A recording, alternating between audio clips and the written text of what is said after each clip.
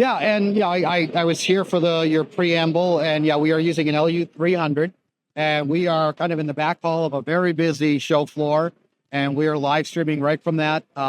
When we talk to Chuck, I'll talk about the fact that we've got a couple other exhibitors here that are actually using different LiveU products as well to do some live streaming and live production. But we've got our camera set up. We're using a Lumix camera. We've got a Atomos monitor we're using to kind of keep an eye on what's going on in production-wise. All that is feeding into our LU300 unit, and that's being transmitted back to you guys in New York and coming out, I believe, NDI right into your TriCaster. Yeah, absolutely. And being able to set up something like this really opens up a lot of opportunities for the churches that we talk to all the time. You can now send someone anywhere in the world. It could be on a mission trip. It could be a different campus. And now they can still tune in and join all of your services like Glen is doing from the NRB trade show today. So, Glen, why don't you show us around the booth a little bit? Yeah, let's start with Chuck over at LiveU. It's a perfect segue. And the nice thing is, Jim was just talking about, LiveU's being used for mission services. And I know that's one of the things that's in your pitch is about, how, LiveU's being used for mission services. So why don't you talk a little bit about that? Then we can talk about some of the hardware we're showing here as well. And I think, also maybe make a nice little pitch for the guys that are up front doing the live stream. And they're switching in the cloud too. So we'll come back to that. But, let's start with, Yeah, what we're showing today, one of the big messages we're talking about here at NRB is the ability to work with churches to improve their production value in a multi-church environment. So what do we mean by multi-church? Think of an environment where you have 3 to 4 or more church brick and mortar facilities, creating an experience where all 3 locations or 4 locations are synced, video and audio, to create basically a broadcast quality Zoom experience. So what we're seeing is churches are looking to increase the value of production that they're doing, clearly with the goal of increased membership, increased exposure, expanding their message within their communities. And then we kind of like to throw the little twist at them, because a lot of times when I'm on these discussions, I ask about missionaries. And do they have active missionaries? And would you like to include missionaries in the church service? And that affords us the opportunity to start to talk about our field units as well. So now you have a Sunday service with 3 or 4 facilities, all synced, all with bidirectional video and audio communication. And we're able to bring in a remote missionary from anywhere in the world into that Sunday service. So that really is a story that resonates a lot with churches. And it's something that it's our main focus. One of the main points we're trying to drive here at NRB. We are very fortunate. We have several customers on the floor that are actually doing live streaming from their booths. They're doing everything from media hits to airing out to their channels. So we have a customer that's using LU800 Studio. In fact, the studio production for this particular station is being done in Milan. So they're actually producing the content there in Milan, streaming from here. So it's a great example of what you guys do at virtually every show. A lot of times you're doing it from Mineola, New York. But the reality is, as we all know, you could do it from anywhere in the world. Production can be anywhere, and that's a great story that LiveU routinely tells to any customer looking for that as an option. Yeah, so what we're using the LU300, just kind of explain the line. So LU300, single camera input, HDMI or HDSDI. What we're looking at here is the 800, so this is really the Cadillac of experience. This has 4 HDSDI inputs. You can either use that for quad link 4K, you can use it for multicam, you can use it to do lots of different types of production. So a good range of products. We're going, again, like I said, we're going from here right to our broadcast studio, coming out either as an SDI signal or an NDI signal. We could also be simultaneously streaming this to any of the social media platforms. So a lot of things in that range. And another thing I know a lot of churches are using these for is a lot of the smaller churches don't have reliable internet connections. And when they do, all their parishioners are using that internet connection because somebody got the password. So now you can also have a dedicated internet connection for your live stream so that you know that, hey, that's always going to go out in a pristine fashion. Yeah, and that's a great point. I was just getting ready to kind of mention this. And for those that aren't familiar with the latest upgrade to the LU800 specifically, Now we're at ability to use data bridge, which is what Glen's referring to, which basically is turning the 800 into a high-powered hotspot. You're able to stream and use data bridge simultaneously, which is a huge benefit because it used to be a one or the other scenario, but now you're able to do both. And we talk a lot about that on the floor of many trade shows, like this becomes a very cost-effective means to bring network connectivity into a trade show environment. It's something churches do as well. Cool. All right. I think we're going to segue to a couple other products now. All right. So we jump over here, and we're going to talk a little bit about Facilis. So Facilis is a shared storage environment. Hold on.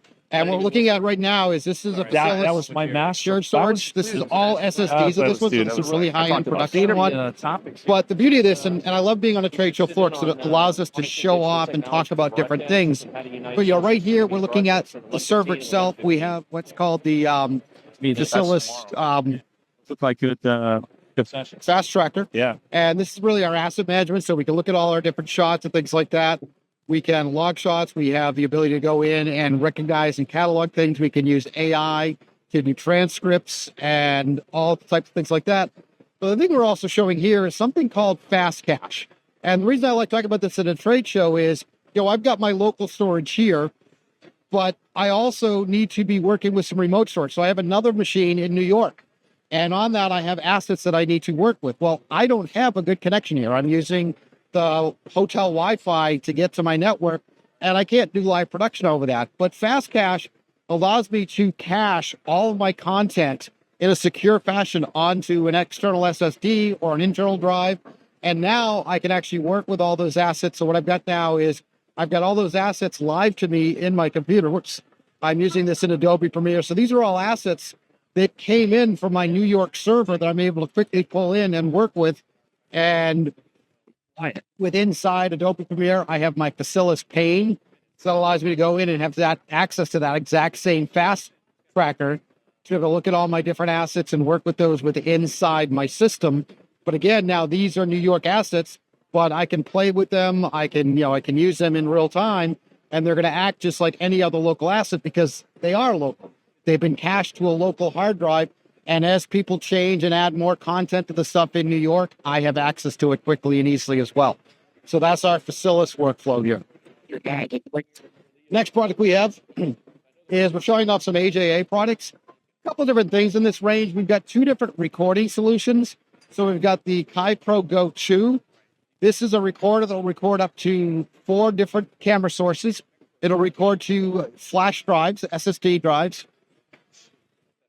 It'll record to these SSD drives. It'll record to an MP4 format. So once they're done recording, I could pop these out and I can drop them into my editorial bay. I can also use these for playback. So that's the Kai Pro Go 2. We've then got the Kai Pro Go Ultra. The Kai Pro Ultra 12G. So this is a 12G SDI device. Okay, can record up to 4 cameras. This records in higher end formats. Going to record into ProRes 444. It can record into Avid DNX quality formats. So you can record much higher quality, again, for recording and playback. And then the next device we have here is the Hilo. This is a live streamer. So we could actually be, if we were just doing a local production or just want to say, okay, great, I'm going to take my camera feed and I want to live stream it. I can put an HDMI into this or an HDSDI into this, and I can stream either of those. I can also do things where I can actually build picture-in-picture. So I can take those 2 different streams and build an overlay, build some basic things. But the thing that's really neat about this is I also have USB storage on it. I have storage on it. So I could actually record my morning sermon, live stream it. So while I'm streaming it, I can record it. And then if I want to just rebroadcast that later in the day, I can rebroadcast the pre-recorded format. So these are the AJA solutions, and we've got lots of other solutions within this space, but these are just some of the devices for recording and live streaming. And I love talking about live streaming because a lot of people are using lots of products, whether it be Wirecast Pro, the TriCaster from Viz. Those products have live streaming built into them, but if you could offload that live streaming to a dedicated piece of hardware, that gives your switching platform more horsepower to be more creative and do more things with it. So That's the AGA product line. We're going to jump over to PTZOptics now, where we're going to talk with Brandy. Hey, Brandy, how are you? Hey, I'm great. How are you? So we're good. We're live with Jim here. We're streaming. Oh, you need to get the microphone. Where is Chuck? Where did Chuck go? That's a bit All right, Mom. right here. There we go. No, I have a 10. I might need that, huh? So we've been talking, one of the things we definitely want to talk about. So we've got PTZOptics here. We've got a few different cameras. One of the things, too, is just talking to people is, I've bumped into a lot of people that bought cameras in 2020. We were just talking about this. Maybe it's time to upgrade. It's 100% time to upgrade. So I'm going to turn it over to you, but I think we want to talk a little bit about, all the new cameras, especially this guy, which is winning lots of great, accolades. But we want to talk about auto tracking as well. So I'm going to turn it over to you. Yeah, so like Glenn said, it is time to upgrade if you bought cameras in 2020 and you'll want to upgrade with our move line as well as our studio line. So this is our new Studio 4K. It is 4K 60. It's got an amazing image quality to it. It also has buttons on the side. It has a tally light so you can see when it is on live. And it comes in a 12 and a 20 times zoom. And it's just really budget friendly. So great for churches. And if you just need something that's posted on the caster, perfect solution. We've got our Move 4K. Our Move 4K is a PTZ camera.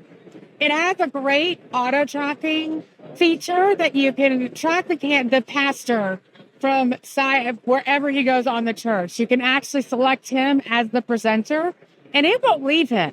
It'll just follow him.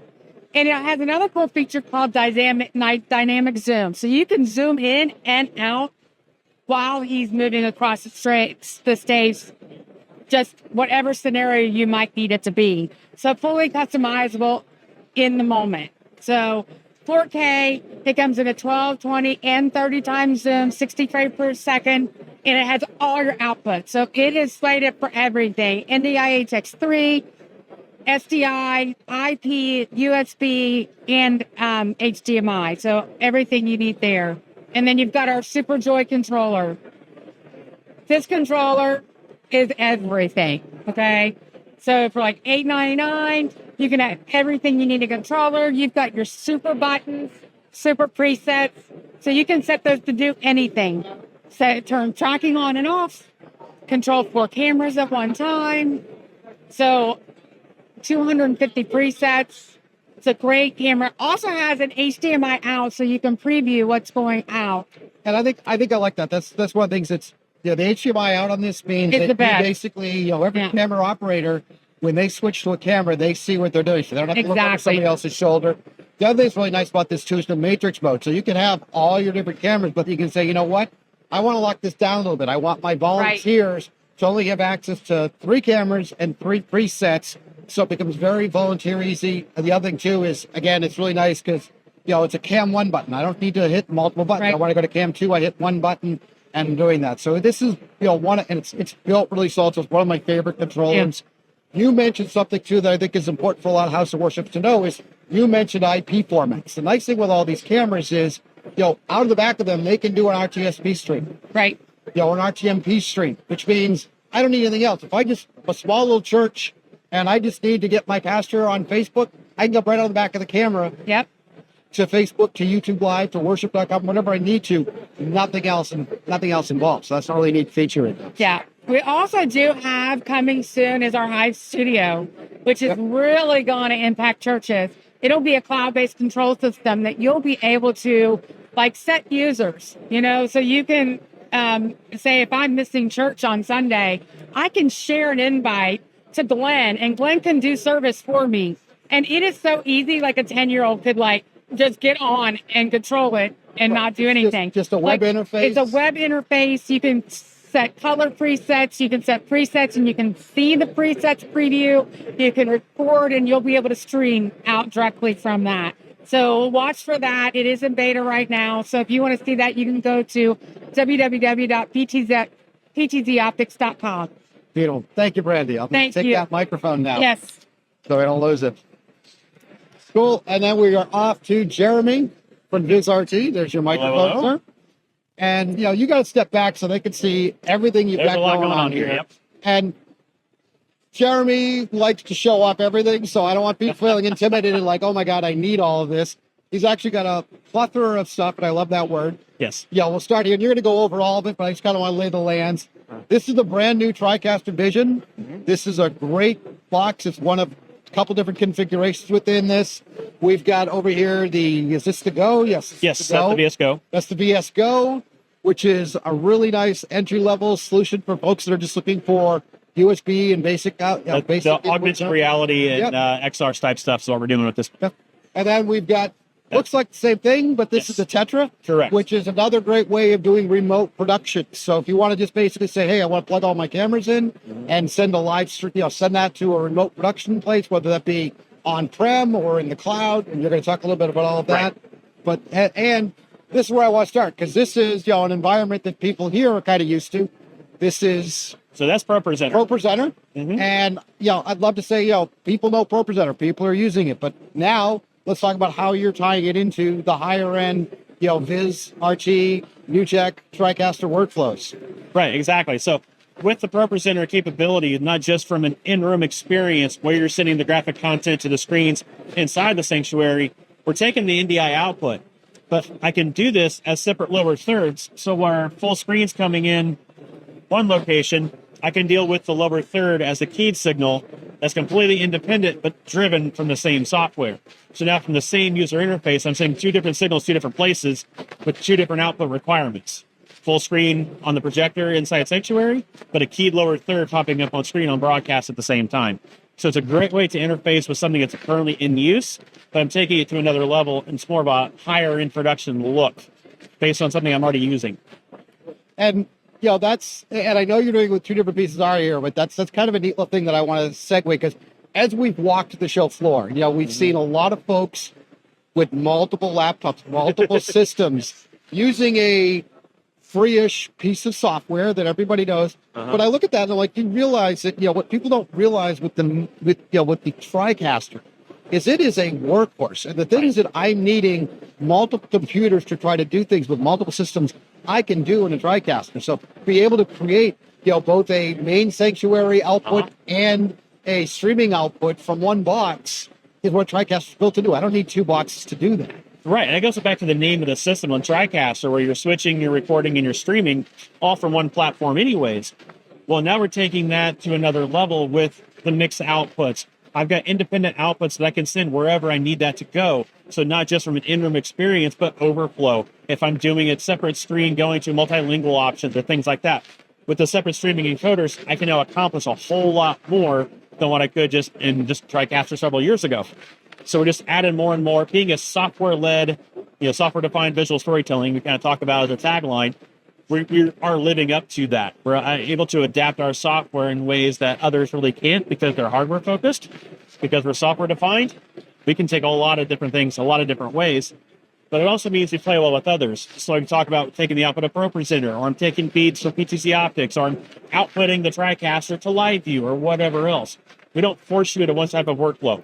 We allow the systems to grow and evolve the way the end user needs to at that given moment. Like we just had people that came through a little bit ago that were talking about, I want to start small because of my budget, but here's where I want to go. I'm like, perfect. You can start small, do the entry level, do the mini S. When you get to the TC1 or when you get to the Vision, you have that roadmap and allows you to get there as your needs develop without having to rip everything out and start over. It's a great way to start small. And like I said, the name of the panel, the Flex. Be flexible with your operation because no one uses the same system the same way each time. Every client does it completely different. We allow for that. It's kind of built in. It's kind of over-engineered to a fault where I can have a traditional operator switch everything they want to from a control panel or simplify it down to just run presets off a Stream Deck. Right. And I was going to mention that too, because it's kind of nice to get that is, this is what a lot of people are used to operating. But, if you're a volunteer, if you're a small church, right, this is intimidating. And I don't remember what this is. I don't remember what's that button.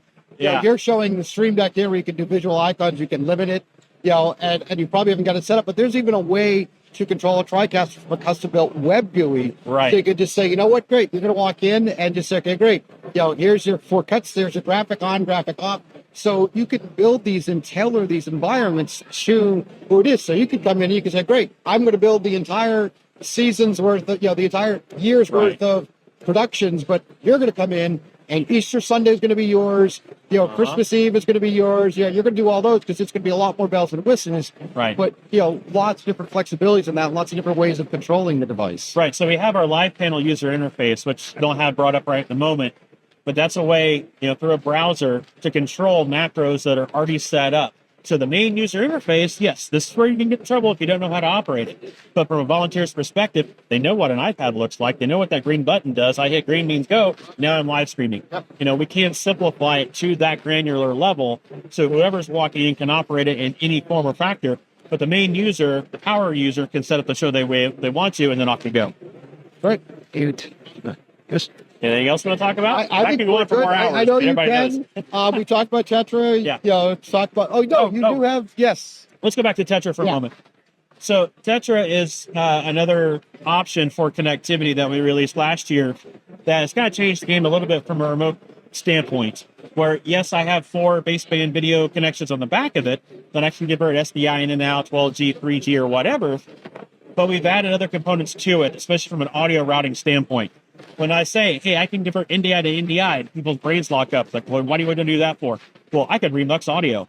I could change different feeds to go different directions. I can color correct the camera that's coming in from a web browser or a USB camera or something like that, and then output that going the other direction.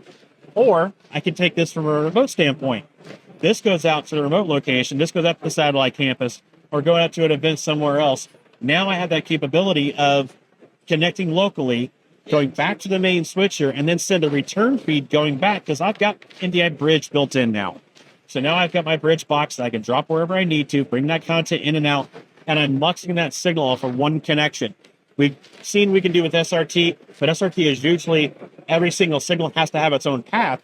Well, with NDI through bridge, I can mux all that down to one, so it makes it a lot easier to interface in the live event. I can mix all that stuff and send it wherever I want to across public internet. So that's a great way to then be able to expand your production. Again, going back to the name of the Flex, it's a flexible access where I can bring it wherever I need to. Right. So that's Tetra. And yes, same form factor as what we're going with Virtual Studio Go. This is our AR, XR augmented reality platform from a graphics standpoint. So I can put content wherever I need to. Even on the truck, I've got bar graph. I don't know if you can see that or not, but we've got. But then it tracks with the camera, and so an interesting application with this. Now we're about to pop up on screen with my output from ProPresenter. I don't have a camera shooting at the screen because that kind of looks bad on air, but I can bring that same content, especially from a full screen aspect, that can sit on stage next to the pastor. They can interact with that content because that's going out for live broadcast. That's a little different from an in-room experience. So we allow for all of that mixing environment into one platform and then have a good-looking output going the other direction. Excellent. So, I think the next thing up is you and your... Yes, I actually talk more about that. So I hit my segment there with Gary. And so we go more into what can happen inside an actual church environment because I'm there on stage at my church in Fayetteville, Georgia. So beautiful. Thank you. Thank you, sir. All right. And I think we are back to you, Jim. So I would like to thank Glen and all of our partners for joining us from the NRB show. And I also want to peel back the curtain here and just give you a quick peek behind the scenes of what just happened with that LiveU technology. We broadcasted live from Texas at the NRB convention to our studio here in New York and shared that feed perfectly, crystal clear to our audience watching us here on Worship Stream TV.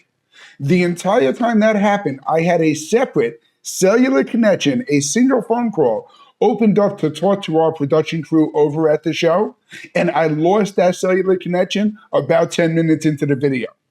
LiveU, with the cellular bonding and the multiple modems that it uses to stream, broadcast with no problem from the busy show floor, and I could not keep up with just a voice telephone call.